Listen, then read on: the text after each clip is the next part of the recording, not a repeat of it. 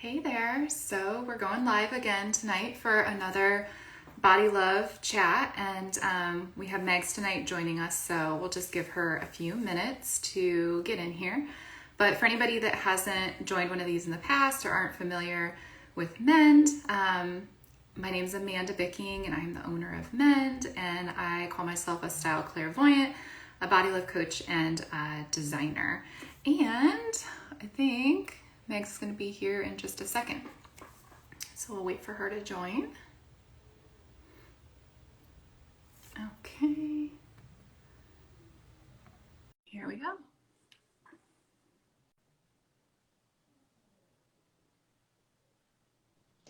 Hello. Hey. Yay. So happy you're here. Thank you for having me. I'm so excited. I just started my usual spiel for anybody that isn't familiar with Mend. And, the reason I started doing these body love, or I think really it's more in body acceptance series, is just hmm because I wanted to start building this sense of community and intimacy and just being able to give people a space, including myself, about our journey with our bodies and be able to have some empathy with each other or hear stories that we haven't had encountered before. So Right. I just met Megs not that long ago, and we quickly bonded over Ted Lasso and some witchiness and magic, and this whole piece about body acceptance. So excited that you raised your hand to do this, and yeah, we can just go from there. So if you want, you can give people kind of a little intro about you, and just feel free to start your story however you want to, and I'll probably just kind of riff off of you. Cool, Amanda. Thank you so much. Again, it's just really cool to have a spot to talk about just an individual's journey. You know, so often we get generalized and put into buckets, and Yes. it is really powerful to get to share a part of yourself. So I really appreciate you giving me a stage. That's a really kind thing that you're doing.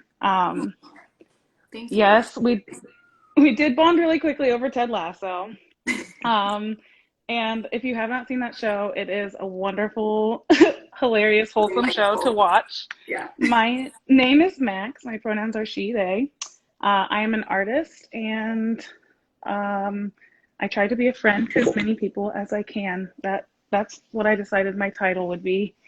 Um, my body journey, I've always been like a size or two above the national standard. And that mattered to me a lot growing up because I didn't get to see a lot of my own representation Mm-hmm. of larger bodies in general, even though I think when I was growing up, a size 16, 18 was the actual like average. You Mm-hmm. didn't really get to see anyone wearing that. You didn't get to see that being displayed. Um, we definitely I grew up in the 90s where the kind of coat hanger, and you're in fashion, so you understand that the kind of coat hanger Yeah. um, look was very appealing because the goal was to sell clothes ultimately. So as a young kid growing up and trying to maneuver that, I didn't really understand that people had jobs. I just consumed media Right. thinking I was not right, even though, like I said, I was only like a size above the national median. And like I said, that was really important to me because also ever since I could remember growing up, I would be healthy in most of my like checkups, but they'd always make a comment like, "Oh, Max is growing well, but if they could really just stick at the weight they're at, that would be ideal." Mm-hmm. Um, and it was just always a discussion, um, something I couldn't get away from. And so clothes and style was just out the window because there weren't even really options. Right. Even though we were, and I say we, and I do want to shout too that like in the body positivity space, I'm known as what's called like a small fat. And that's kind of this seat of I can still find clothes at most big retailers. Mm-hmm. Um, and some stores I have to order special, but for the most part, I can go walk into a store and buy clothes. For Mm-hmm. so many, that's still not even a possibility. Mm-hmm. They have to order from specialty stores online and never really get to even try on clothes Mm-hmm. to try to get a sense of style before they buy something. It's usually buying out of what's in your budget and Right. what can just be worn. So for the longest time, my dear and wonderful mother would do the shopping for me and bring me clothes. And I'm Mm-hmm. getting emotional thinking about it because I knew it was hard for her to watch too. Yeah. And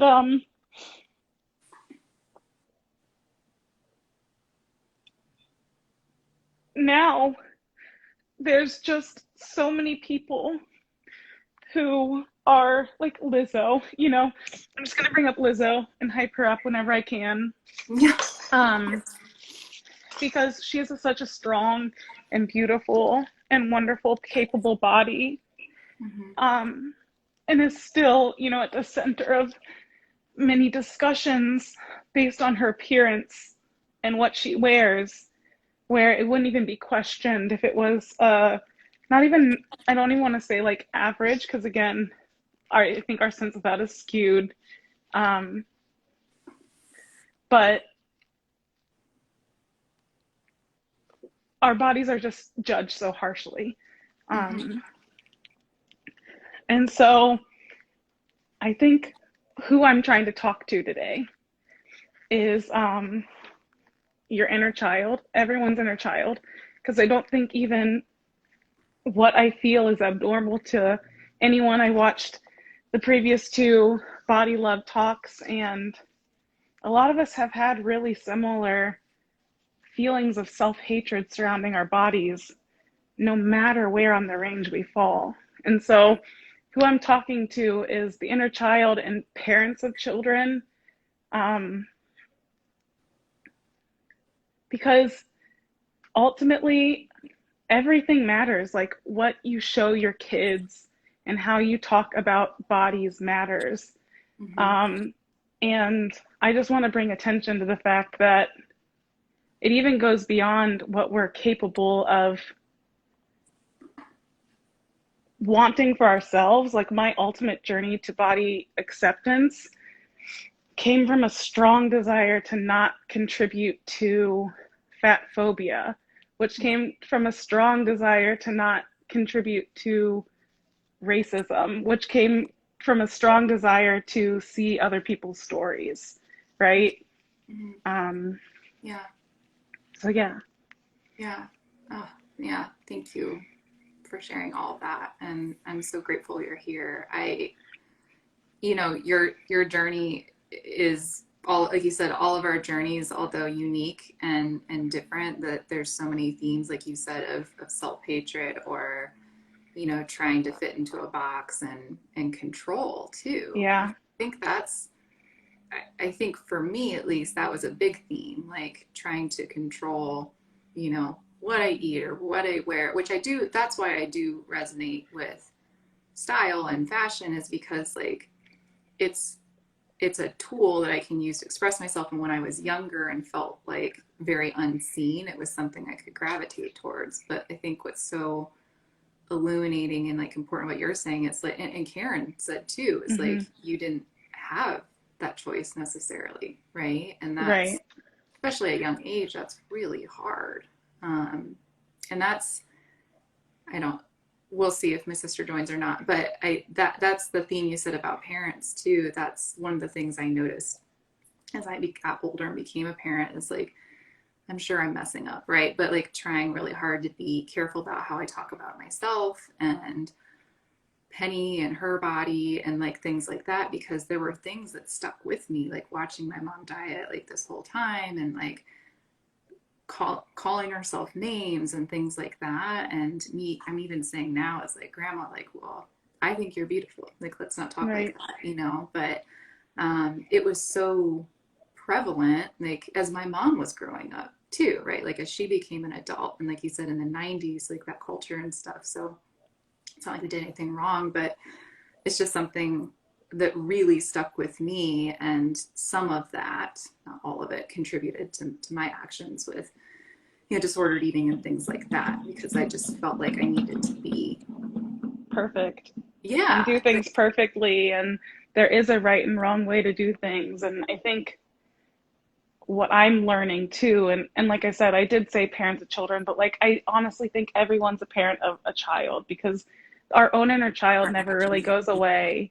And Yeah. you know, we have to speak and nurture that part of ourselves pretty frequently, right? I mean, there's times where we want to laugh big, and I'm not saying that adults can't do that, but there is something beautiful about, you know, I was on the streetcar the other day, and there's just this little girl in a stroller eating a bagel with cream cheese, biting the cream cheese first, and just making like loud sounds of joy, Yeah. right? And there is something about us that a part of us says we're not worthy of having those big moments anymore. You know, you have to grow up and do other things, but every single one of us still has a kid inside of us that Mm-hmm. wants to be seen and heard, and it's something that is accessible and is very healing to um, be able to nurture and not only say those things for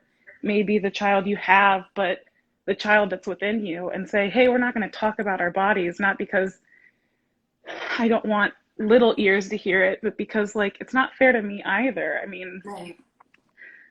there the whole like if someone can't fix something in 15 seconds, you shouldn't tell them about it, right? For the most Mhm. part, like if you're out, don't ruin someone's day over like I can't I if you think literally the my weight is the issue, I can't lose weight in 15 seconds. You know what I Right. mean? Like it or even like, you know, someone's heel's broken. Like there's no sense in commenting over those kind of things when, you know, it's not even it's not even health that is the goal, right? Like we all exist and we all deserve dignity and respect, and there are a lot of bodies that aren't um, healthy and they still Yeah. deserve kindness. Yeah. Well, and what does healthy look like too? You know, like, I'm not healthy. Like, I've had all kinds of like medical issues and stuff, but I think, and it's interesting when I have had medical issues, they're always like, well, you're young and healthy, like every time, which is great to hear, but I'm like, but I have this shame about things that just keep, like, these patterns of like random things that keep happening. Right. I'm like, yeah, you know, I and guess. and circling back to how like fat phobia that literally touches everyone's life, right? Like it's not just fat people who are affected by fat phobia. Hmm. It's that need and desire for control to the point where you're willing to harm your body to achieve something that may or may not make any difference. You know, none of us are fortune Right. tellers, Right. um, but like how that actually does contribute towards upholding of white supremacy. You know, I'm reading a book, Fear of the Black Body by Sabrina Strings right now. And it's wonderful, like as an art lover. It starts with perceptions and art and um, like how standards came to be. And a lot of it is the ability to other. A lot of what fat phobia comes down to is like the ability to other, and because it is something you can control um, by telling people to have caloric deficit diets or whatever Right. it may be, it puts this standard on everyone. It that it's that old like if you don't buy avocado toast and coffee, you won't be poor, when really you can't budget yourself out of poverty. Right. And the same is true about um, health in general and beauty standards. Like those things are set up as a false fallacy so that if you're succeeding, you can have cognitive dissonance, you know? Mm-hmm. And they are powerful. They are powerful tools to get us to try to control something and give us um, power over one thing when so many other things are out of control. Yeah. Yeah, for sure. Yeah, I mean, and I think this is, I think, a little bit of what Beth and I talked about, not that exactly, but some of that sentiment of like, it's, yeah, there's these bigger things here in play that makes us feel like we need to look a certain way, but also we're too vain for like Right, caring about looking a certain way. And there's like no winning, right? Like in right. terms of No winning. trying to get the validation of others, right? And it's also not easy to just be like, well, I am just gonna, have my own validation. Like we can't just like flip a switch and have that happen. I think it's like a goal, but it's obviously a journey too. Yeah, And I love what you're saying too about like the inner child, because that's really what we're like tending to and nurturing and bringing that joy, like you said, like enjoying food and having it be fun. Like my kids eat their donuts like literally like eat around the icing part of it, like right. nibble around it because they like that part and it's awesome, and And it's yeah. engaging. It's like engaging play where you're not thinking about whatever trope it is in your brain, whether that's food as fuel, or Mm-hmm. we're all just trying to cope. Like we all have our own means, like some people can't access fresh food.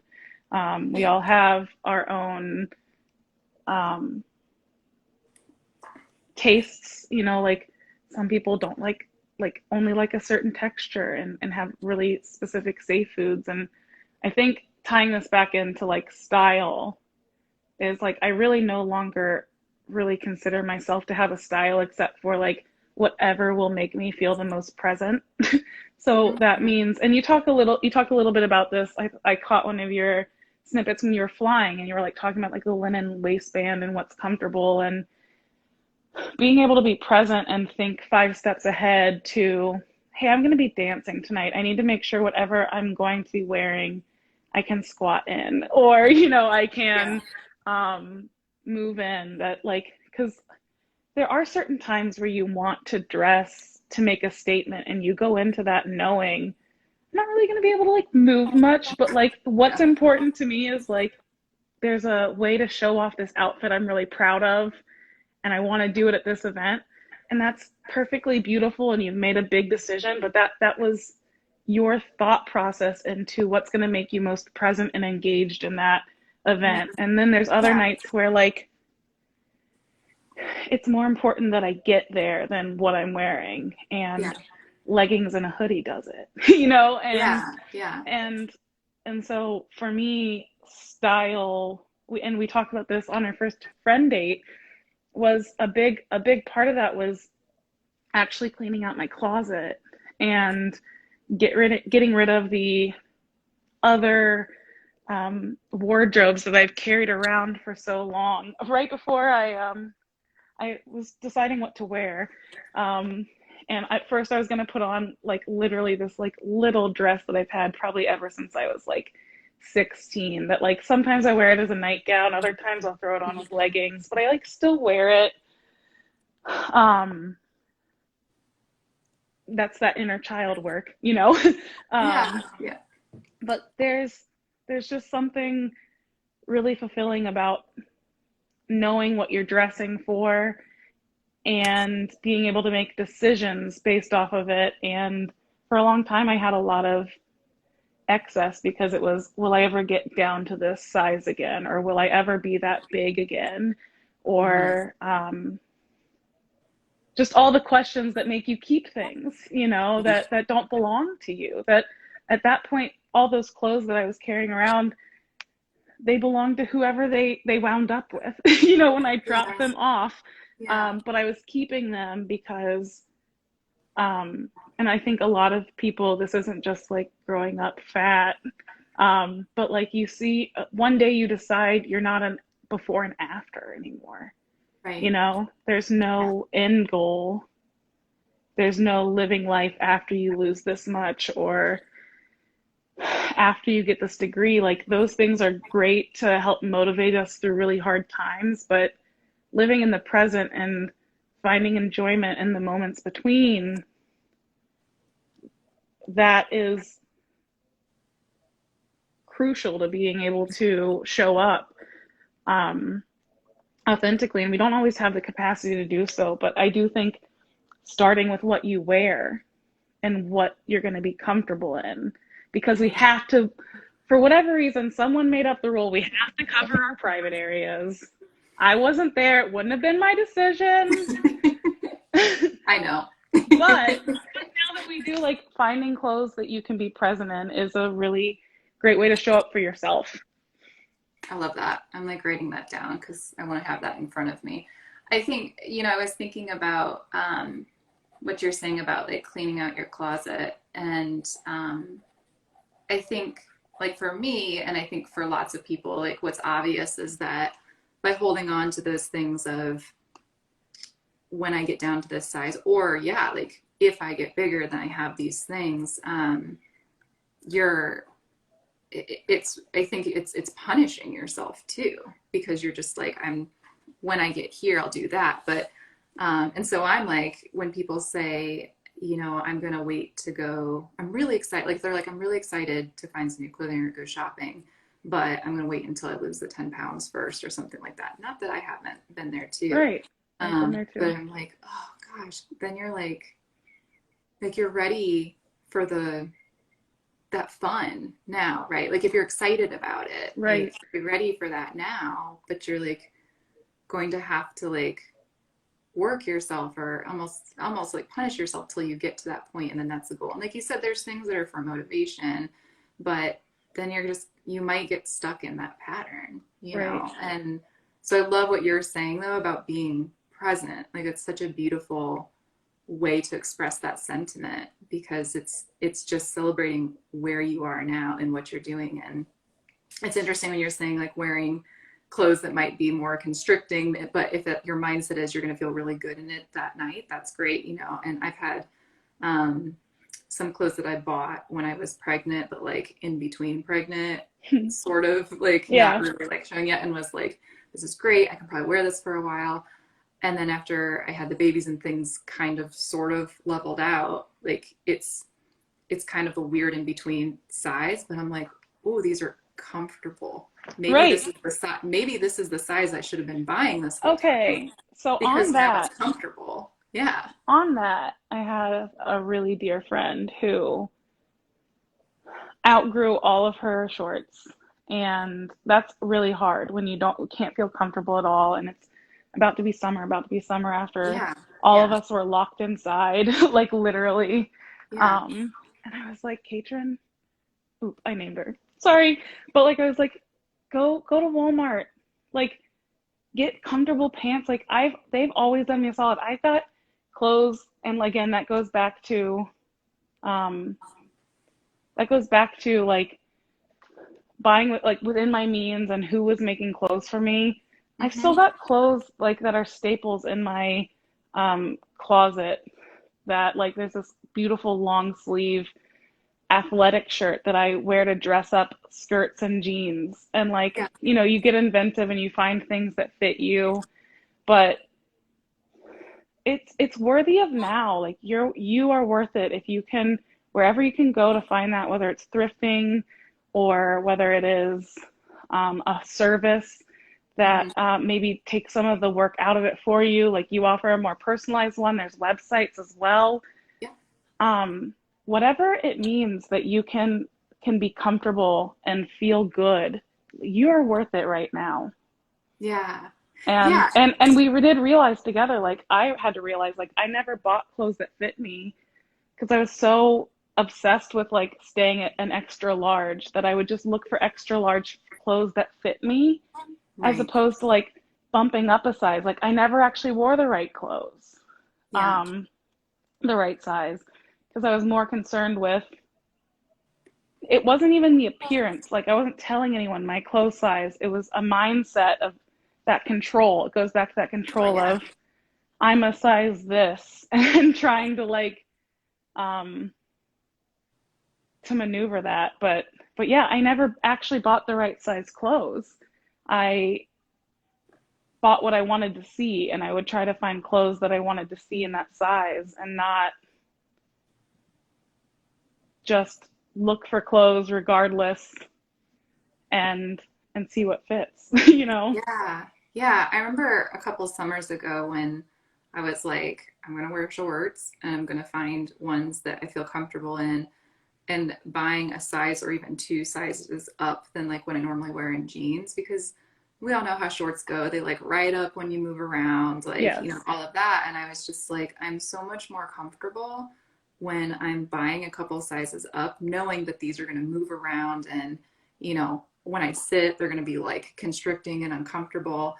And like just making that choice and just being like okay with it was incredibly freeing. Like it was And just like, TBH, when you realize that you need to buy a couple sizes up for certain things, you realize how, just like, do you remember Whose Line Is It Anyway? Where they're like, yeah. where we play for points, but they don't really Yeah. matter. Yeah, yeah. Women's clothes sizing is It the doesn't same way. matter. Yeah, they're like, we've got clothes sizes, but they don't really matter. You know, Right, like right, they're arbitrary. You can stack up 5 pairs of size 16 jeans and they're all going to have different waist sizes. right. And so like just even realizing that like we don't even have control over finding our sizes Hmm. without a mind game, it can be completely freeing in the sense that does it sometimes suck to try things on? Like my biggest fear growing up was like breaking clothes, Mm, trying something on because like I said, I was always like at the edge of right, what a store would carry. So like some things would just be worth trying on. But then, you're like holding your breath the whole time, trying to make sure it doesn't bust. But I imagine that's a lot like any person trying on clothes, any woman at least, or someone who was you know, raised as a girl, like trying on clothes that don't fit, and it's not even your fault. It's not even your fault. You just picked up the size of clothes that so it's there. that Yeah, was there, and they don't yeah. fit all of a sudden, and for whatever reason it matters, and it's not just this like, oh, I guess I need the next size up because that's logical and they have it. It's just like,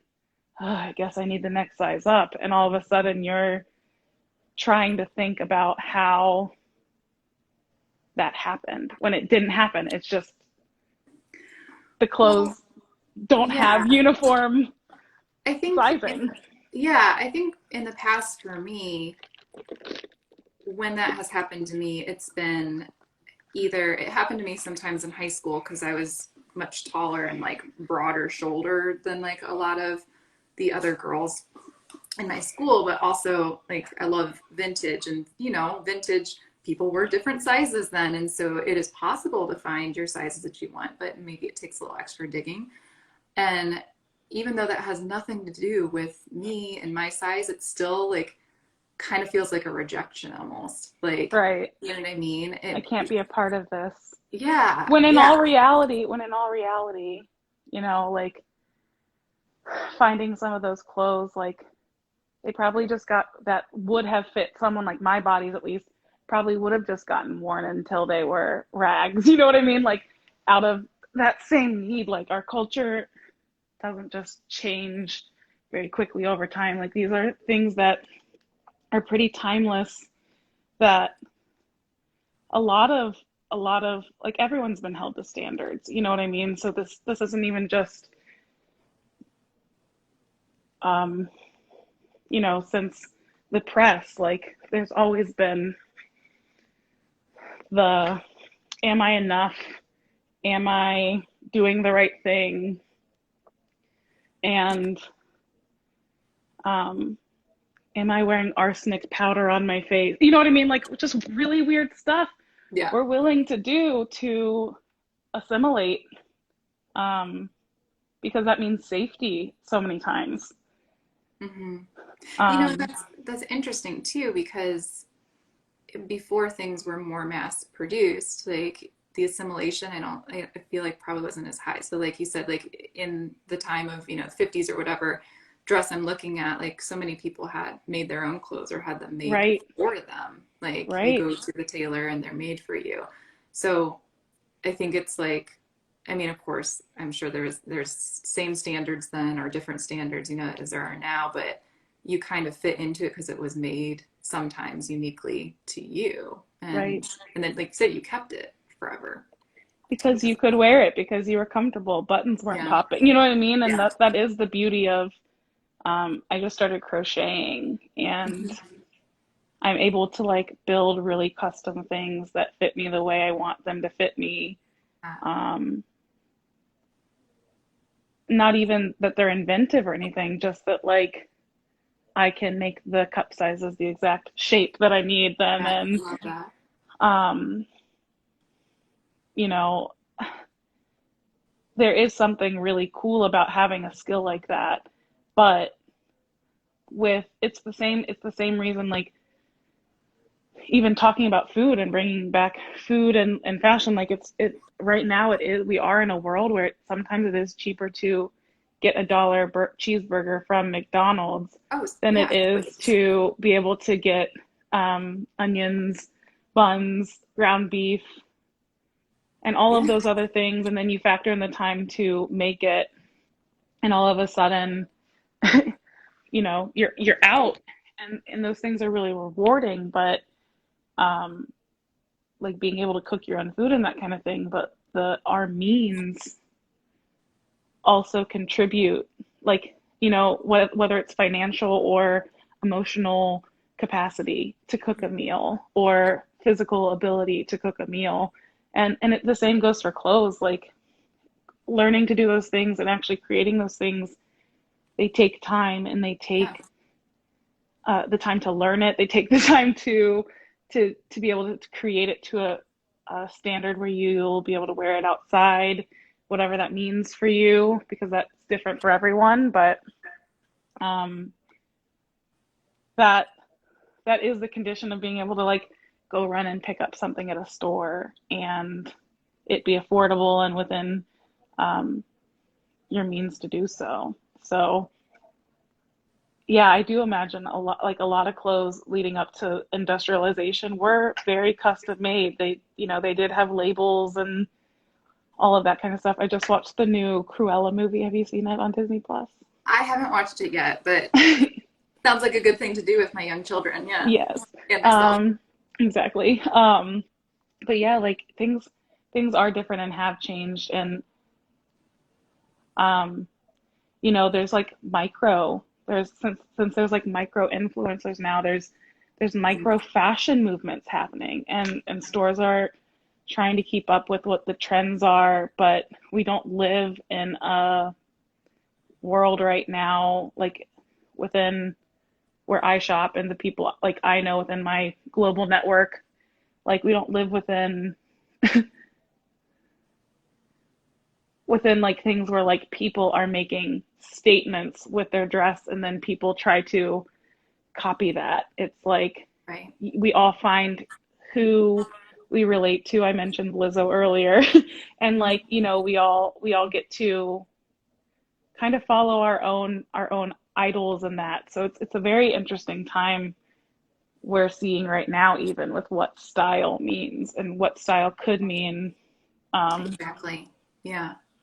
Yeah, and I was thinking that earlier when you're talking about, your style is what, like you said, is comfort or your function or what you need for the day. And I think, like, I think that's really so much of the conversation that is changing and like I'm here for because unless you're the kind of person that trends are right for you, which there are some people that is the way that they operate, like otherwise, like, I don't care what season it is, what trend it is. Like, it's about what is right for you. and like what that means for who you uniquely are and how you express that. So yeah, like if one day it's about a hoodie and leggings or jeans and that makes you feel really good, like, or that makes you do the things you want to do that day, that's what I think it's all about. For me, when I noticed when I was like pretty deep into depression, it was like that was like a pretty big red flag for me, is that I couldn't even like put my contacts in sometimes. Like, Right. I couldn't even take a shower. I couldn't even do like the one simple thing. And these days I have these body love lives. I'm like, well, I'll put makeup on because it's nice and it's fun. But like most days I don't. But I Right. still don't feel, it's not like I feel depressed those days or anything, because I've done like the one thing that makes me feel like myself. Whereas Right. before it was nothing. It was like I couldn't even imagine, brushing my hair or whatever some of Right. those days. And so that's what I love about like using style as a tool, is being able to, choose what it means to you and being able to express yourself. But I do think, what you're saying, especially being kind of like on the cusp or in between sizing, like I've worked with a couple people that sizing is maybe extended and stuff. And like, I feel like it's less about you being able to make the choices, but that you have a set to choose from. Do Right. you agree with that? Yeah. Yeah, I mean, so probably the biggest development in my style as like just if as far as I can remember was a service called Gwynny Bee. And in the very beginning it was specifically for plus size women, and it was kind of a revolving closet, um, where you could like there were different tiers, but I could get 3 pieces, and then as soon as I sent one back I could get something else from that closet. And it Mm, was just about like I tried different clothes that I probably never would have worn, but it was having the options. It was seeing clothes on people my size. It was having a curated experience was really powerful, yeah. um, as a means to hearing that I'm worthy of making those kind of style decisions, right? Yeah. Um, but yeah, I mean, I think I got some like really solid dresses I still wear to this day from that service. And like I said, it wasn't necessarily things I probably maybe even wouldn't have been able to find, but wouldn't have geared towards, because when I was shopping for clothes up until that point, it all felt very narrow. Like, I don't know if you've ever been in a Lane Bryant, and they're definitely better than they have been in the Yeah. past, but like a lot of my staples were like shirts with these like weird graphic designs and rhinestones on Yep. them, Yep. Yeah. and I was it just became that's what I have. And so seeing somewhere where they weren't styles like what I'd seen on other people, because they were made for people's body like my body, Right. so like having access to things made for my body was really really life-changing. Yeah. And there's a difference in when clothing's made between like actually making the right type of shape for people's bodies versus just taking, whatever the fit model was, I don't know, the size, 4 or 2, whatever the standard is, and then just like literally copying it up. Then it's like Yeah. all out of proportion because it's not the same body type. So Yeah, it's like, like putting something in uh, Microsoft Paint and trying to make it bigger. It gets out of yeah, resolution. But if you put it in yes, Adobe Photoshop and it's vectorized and made to, speaking my like, language.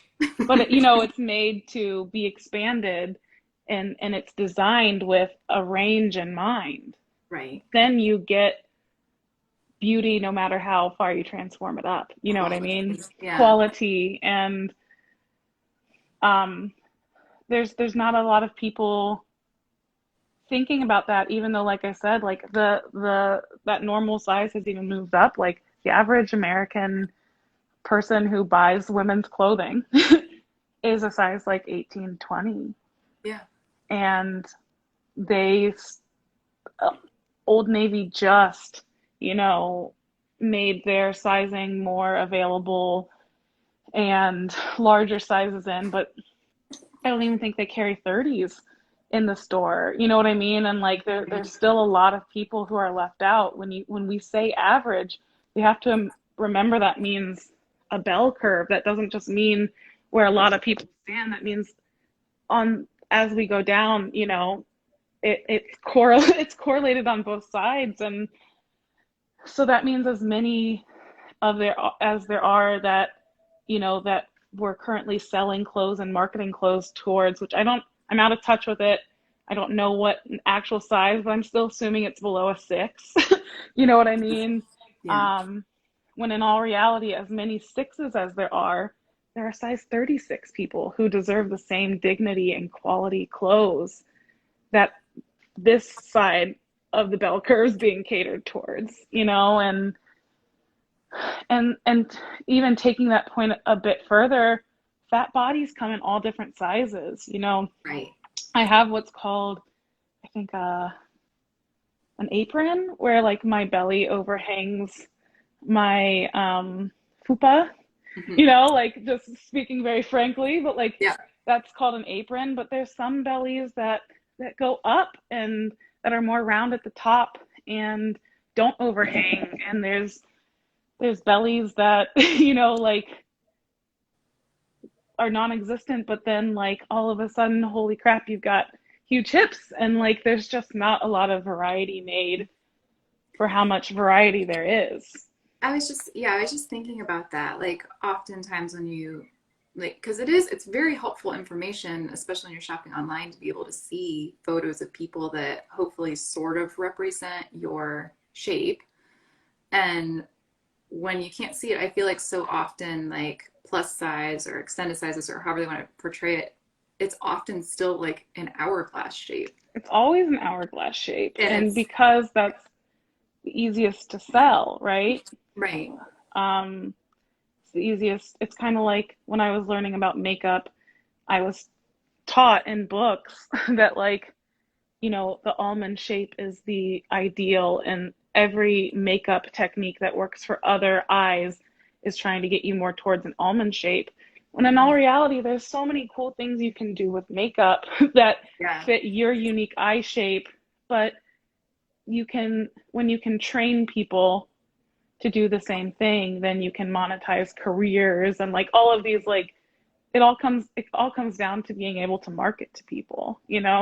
Right. And so that I think that's like another one of the big takeaways is just like thinking about when you feel bad about your body or what you're eating or that kind of thing. Like I do sometimes remember that like people benefit off of me feeling that way. Right. Diets are 95% likely to fail. Yeah. Um, and The that means cycle. and it Yeah. means even if you do it perfectly over 5 years, our bodies are just not meant, they don't know the difference between literally not having access to food and us being like they don't hear us when they're kind of like pets. Our bodies are kind of like pets. They don't they don't know why something's happening. They just have to trust what Yeah. we as the observer are doing, right? Yeah. And so they don't know if it's a literal famine or the weird brain famine that's been conditioned into so many of us. Yeah. And but they react one way. They are meant to survive. We talked a little bit about this on our first friend date too. Like our bodies are meant to survive and our brains are meant to survive. And there's this weird cohabitation, of the balance of that. And I think that really is what body acceptance is saying, like my body needs to honor my mind. So if there is a goal that my body is limiting me in and I have control, it's an okay thing for me to make adjustments for that. But if but if it's not for something that's going to add extreme, like for a long time I did want to lose weight so I could ride more roller coasters. And Mm. like that seemed like a cool thing at the time, but at the end of the day it still caused me to have an eating disorder. Like Right.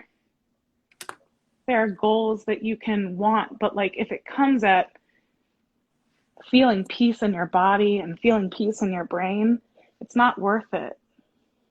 Mhm. It's not worth it to ride that roller coaster. You just have to campaign and speak loud enough and hope that they'll build roller coasters for us. Like Yeah. I just saw that Stacy K said that you're such a wonderful speaker, one and of my I agree. besties. I very much agree with One of my that. Yeah. besties.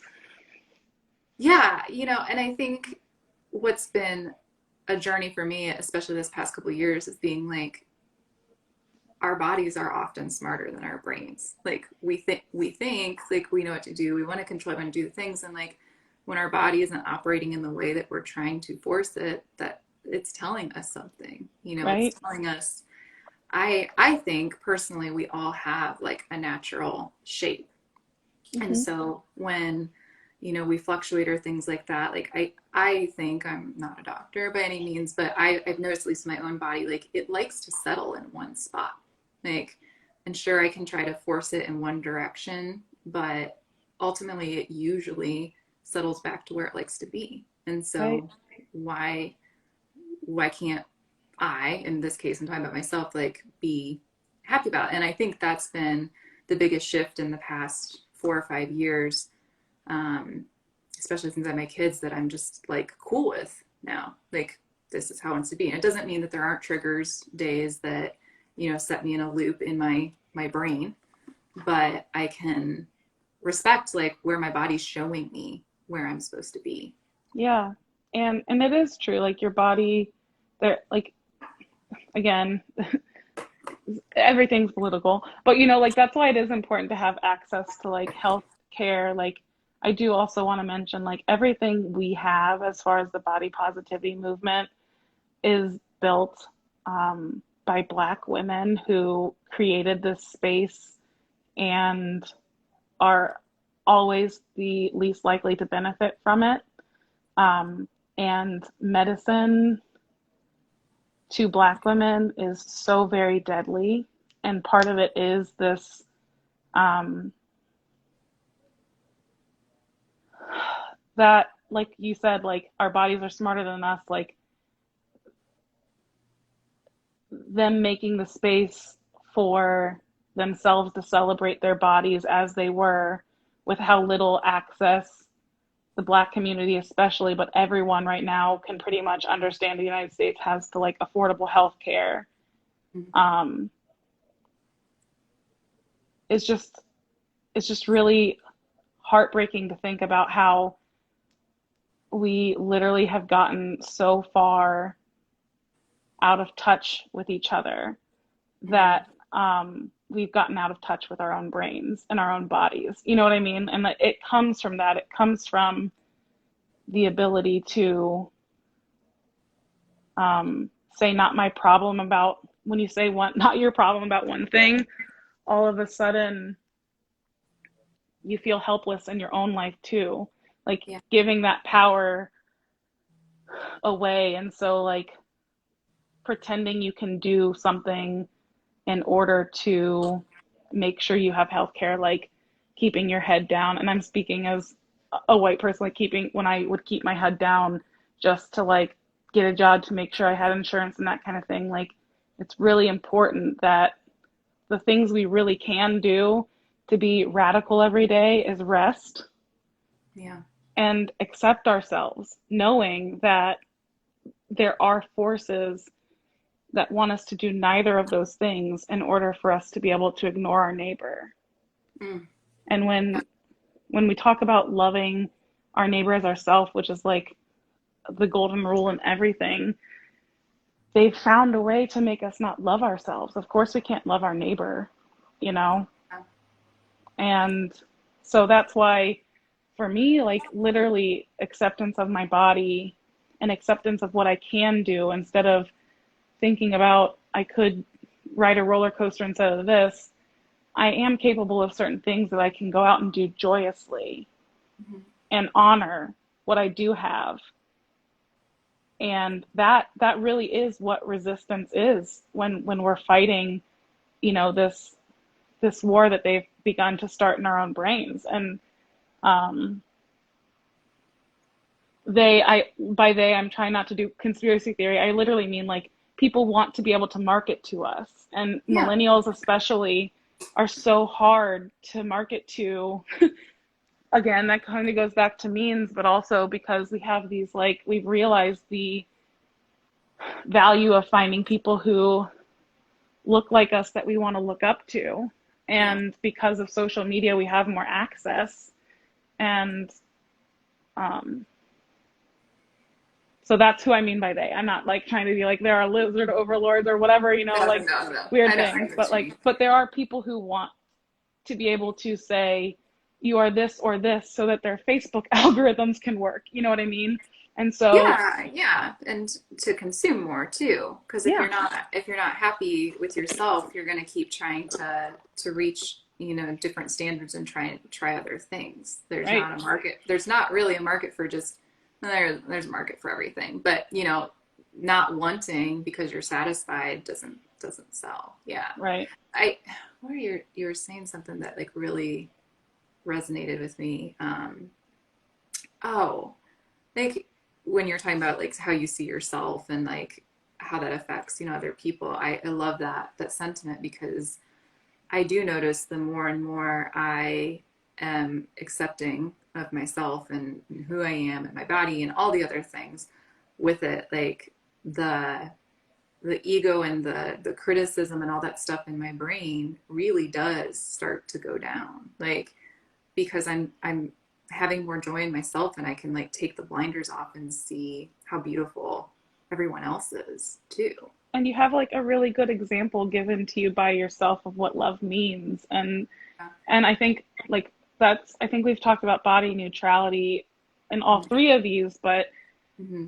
that's the concept that, like, again, it doesn't really matter if you love or hate your body, you see it where it is and you just accept. But it's also this concept of like, think about where we've been taught what love comes from. Like, we've not really had good models of what love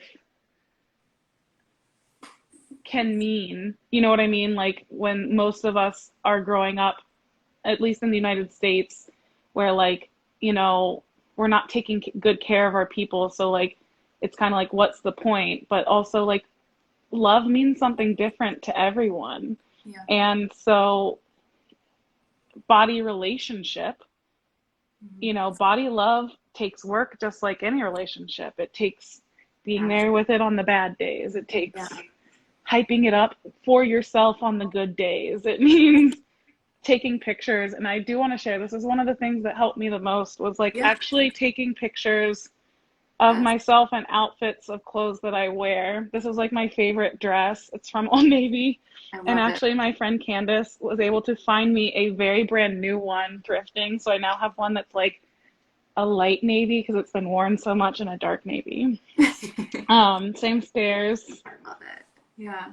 But like actually seeing myself in outfits and not being afraid to be different people in different outfits and Yeah. play and, you Yeah. know, express yourself and get Oh, excited. And like, they can be pictures on your phone, but for me it was extremely helpful to see myself in print and get a it's concept tangible. Yeah. of of my size and be able to look outside myself. um and like, this is another one of my favorites. This is me with my boyfriend. This is the first picture we ever had together, I love it. and this is one of the latest ones in our new apartment. And like is I don't even want to say that most flattering picture. I love this picture because I look happy as fuck in it. You know Yeah. what I mean? It's not about, Yeah. this was about posture and posing, and I wanted it, the first picture, to be Mm. perfect and all that kind of stuff. And this one was just caught by a friend, and I love them just as much, you know, like, and just remembering that it really is about showing up and making memories and having tangible things. I also make body trinkets. This one. Yeah. Yeah. Yeah. Yeah. And Yeah. like, We're gonna do a little work together there. I'll say.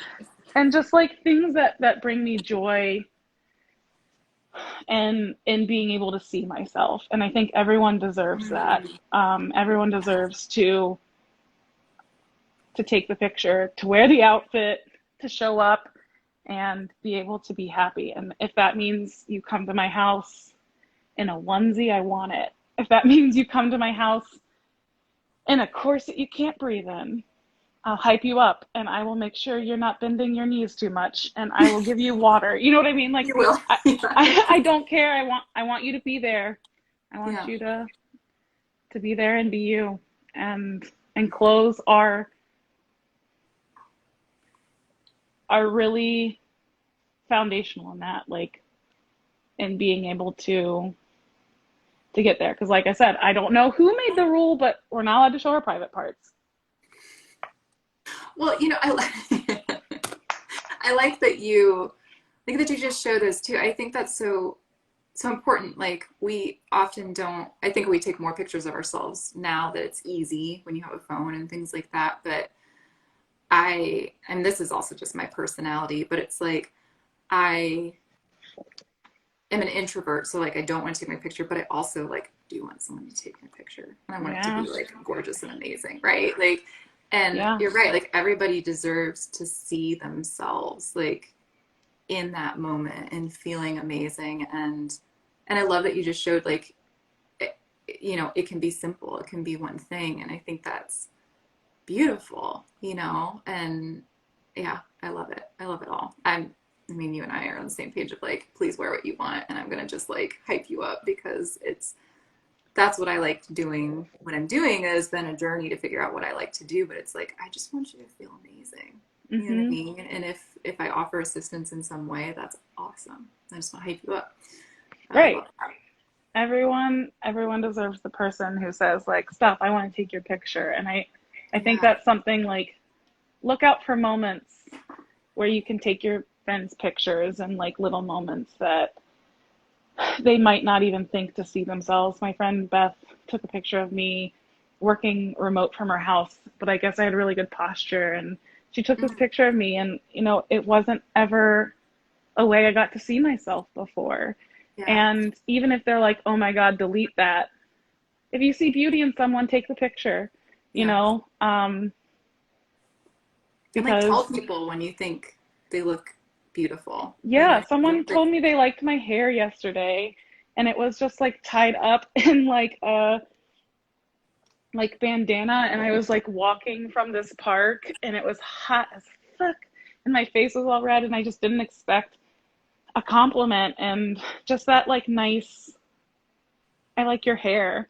yeah, Thanks. Like yeah. it that resonated with me. It echoed into the next day. It came back today, and I think oftentimes we feel awkward putting ourselves out there to have those moments, but um, it doesn't have to be beauty. I think literally focusing on things like your posture was so beautiful, I or love that. like Yeah. um, I love the way you were sitting, or your clothes look really cool in the sun. Like those are all ways we can help each other remember that the human experience is more even than what can be captured in a snapshot. It's about getting that reflection from the people we surround ourselves with. And um, yeah, I love that. If someone told me my posture is really good, I would be like ecstatic because it's something I'm like working on all the time. right. I would be like, oh, that makes me feel really good. Plus, like, I think when your posture is good, like you have this like presence, right? Like that. Mm-hmm. So if someone's noticing that, that's going to make me feel like really good about myself. But yeah, I've only done it a few times and I'm trying to like bust out of it a little bit, like get past my own awkwardness. But I've been like the person that's rolled down my window before and been like, you look really nice today. I'm Same. like, hope they don't think I was going to say something really mean, and Yeah. it's cool. Like it's nice, to Or see. even something Yeah. you can tell they invested in, like complimenting on someone's nails, like, Yes. Yeah. nails are an investment, They okay? are. Yeah. So, like, you can be like, I love your beautiful nails, or like, but like, it's about being perceptive and trying to see maybe what that one thing was. For me, my one thing that I do for myself when days get rough is I really try to make sure I wash my face. You know what I Yeah. mean? So like that might Yeah. not be something, but like I do have friends who are like, your skin looks really nice, and like they know my journey with acne and that kind of stuff. And it's not a compliment I hear from random strangers, you know, because they don't know the Right. journey, but like that's my one thing. So like learning your friends one thing, like um that they do so that you can pay attention and hype them up when it's happening, give them those feel good endorphins, you know. Yeah. Yeah, and it's that showing love. Like the noticing is the showing love because people are being seen Hmm. then, and like in knowing that and appreciating that, it's that like deeper level that I don't know. Yeah, I think it means a lot to a lot of people, even if that's not necessarily the spectrum of what they like to sit in. Like I like to sit in all day of like having these kinds of conversations or like really authentic things, but even if that's not you, it's still going to mean a lot when someone notices something Hmm. that you're spending time in. Um, yeah, I want to be cognizant of your time. I could sit here and talk with you forever, but I feel like you've given like all kinds of amazing tidbits. You're so just even our like first time hanging out together, you're just like so thoughtful in how you speak and what you think of, and it's just like a delight. But if there's anything you wanted to leave people with or anything you wanted to wrap up with, feel free. But this is so nice, Just so the thankful. two books. I'm doing Oh I'm yeah. doing a homework. Hood Feminism by Mickey Kendall. Mm-hmm. Um, and Fearing the Black Body by Sabrina Strings. Um, it's one of those things where um, we just have to be cognizant of when we're talking about body love, body acceptance, and um, the space that's been created for us to have these really cool, vulnerable discussions. I don't think I would have done this 10 years ago. I would have been too afraid of people Yeah. coming at me with like health things and, you know, like that kind of stuff. Like it, that space has been made by Black women. And these two books, especially, do a really good job of illustrating, like I said, how you resisting to hate your own body is a form of resistance and anti racism. And so it's really important that you don't have to love yourself every day. God knows I still have my insecurities about my arms and Yeah. my double chin. Me Like too. those Yeah. things don't go away No. when you're trying to do better. But like all I can say is like I honestly just don't care about them anymore. When I realize that part of the reason I hate those parts of my body is not because of anything innate to me. It's because of systems that are set up in order to other ourselves. So Yeah, I think that was what where you and I first met was like so wonderful for me was seeing so many women, so many different types of women and more vulnerable um, parts and seeing like what real women look like because we don't see it enough. You know what I right. mean? Like we it's gone through a filter and of course that's why we're hard on ourselves. And like you said, it's not really even about us. Yeah. So yeah, and I love what you said because I'm definitely a believer in that. Like I think that's what I would leave with that you said that I think is so powerful. Like our body is a relationship and it's going to be hard and it's going to have ups and downs and it's never going to be perfect. Like it's alive. It's, you know, like you've It's gotten to this alive. like It's a ultimate very state. live relationship.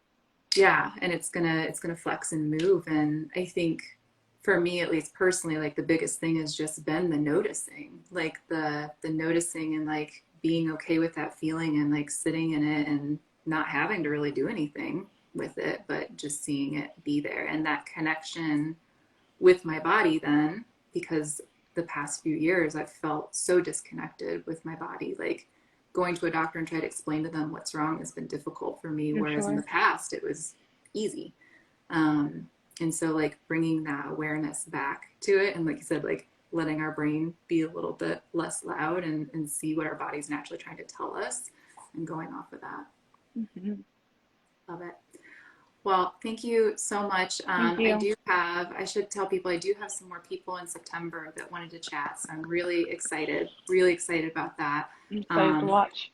and I'm just I'll keep doing these as long as people would like to share. So if anybody wants to always reach out to me. And if not, that's okay too. But this has been just beautiful for me to have people speak up and say they want to do this. So I appreciate it. I appreciate you. Thank you, Amanda. Awesome. All right. I'll talk to you later. Talk to you. Bye. Bye.